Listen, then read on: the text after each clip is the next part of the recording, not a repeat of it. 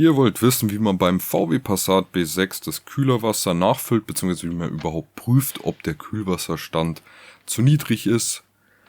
Dafür einmal Motorhaube auf, hier im Fahrerfuß rum entriegeln, dann hier oberhalb vom VW-Symbol ebenfalls Hebel betätigen, dann kann man die Motorhaube öffnen.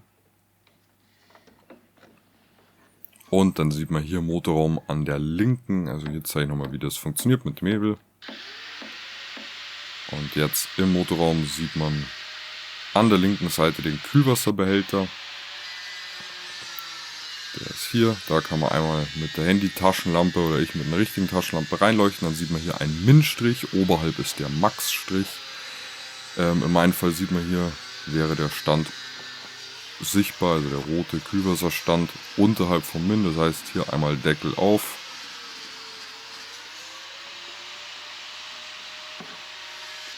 Kühlwasser nachfüllen und Deckel wieder zu.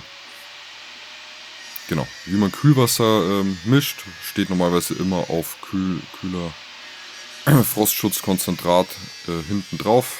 Oder es ist gleich fertig gemischt, da muss man nichts beachten. Ansonsten für weitere Videos zum VW Passat gerne auf unserem Kanal vorbeischauen. Wir haben eine Playlist mit einigen Videos dazu.